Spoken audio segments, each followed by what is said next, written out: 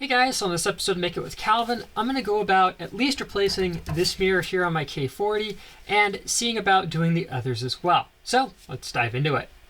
Alright, so first things first, you may or may not have an air assist setup that's in the way. This is my own creation, so let me go ahead and disconnect that. And then just for the sake of ease, I'm just going to shove the air hose back there so it's not in the way. Now, the next thing that we need to do is twist this spring-loaded thing that holds the mirror in place out of the way. You might need to adjust the tension on the screw. In my case, it's easy enough to spin it off. Do keep a finger on the mirror though, because it will want to fall out. And there is our stock mirror. I don't know if you can tell or not, but it's got some junk on it, and you know what? It's time for an upgrade. So I'm going to double check that the mounting surface looks relatively clean. Also going to double check that, yeah, my focusing lens looks really good. So obviously make sure you order the correct size mirrors for your laser. I just have a piece of wood down here so nothing falls through the metal slats. So we'll open this guy up. And that's really nice. It's wrapped inside the little wipes as well. That is our mirror.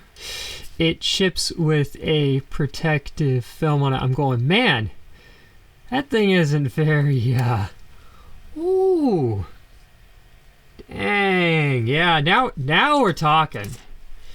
Let me do a side-by-side comparison photo really fast.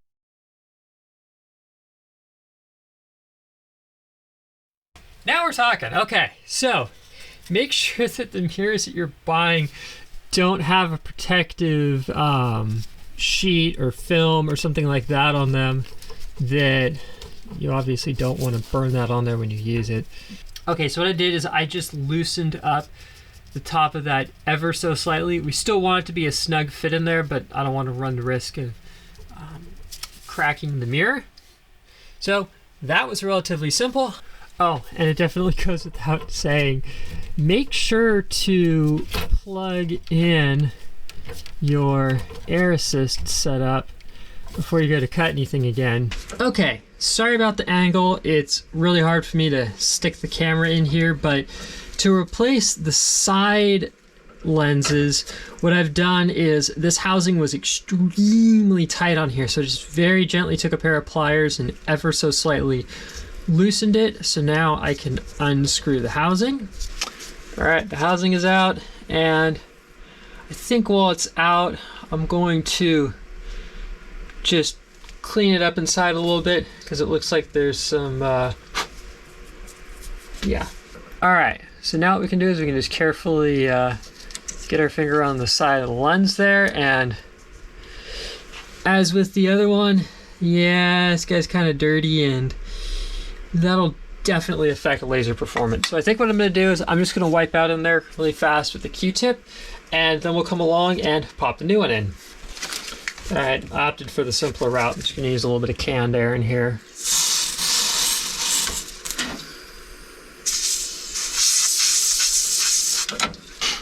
Note, I'm not going to use any canned air on the mirrors themselves because I have heard that sometimes there can be little traces of oil and other stuff in there, and well, I know eventually my mirrors will get dirty from the smoke from cutting, but I really don't want to prematurely make them any dirtier than they need to be.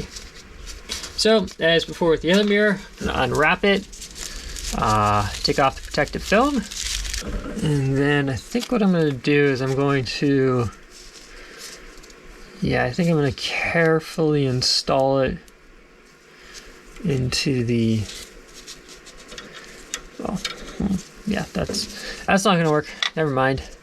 So I'm just going to take this and very carefully insert it to there.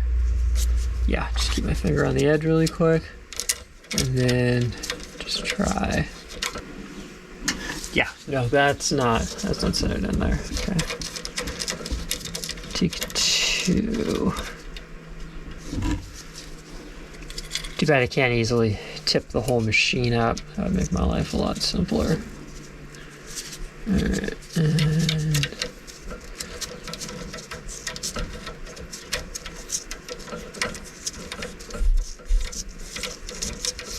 there we go.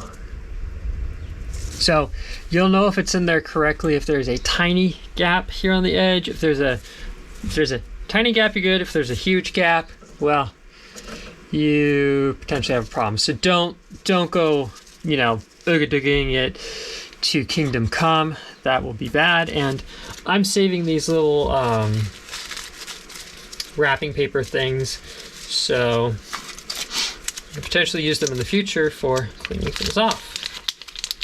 All right, so just because of the angles of things, I'm not going to film doing the back mirror, but I'm going to assume at this point it's pretty self-explanatory how we're going to go about doing that.